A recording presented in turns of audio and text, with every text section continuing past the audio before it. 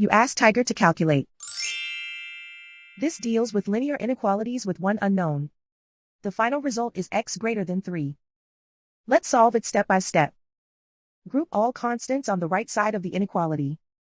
Add 27 to both sides.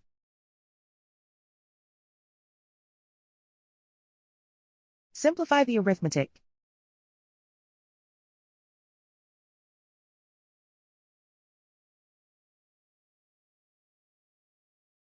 Isolate the x. Divide both sides by 3.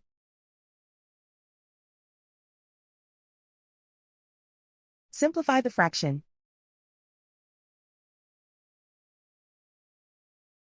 Find the greatest common factor of the numerator and denominator.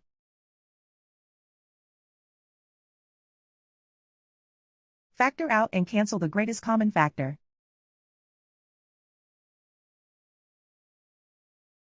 Plot the solution on a coordinate grid. And so the final result is x greater than 3.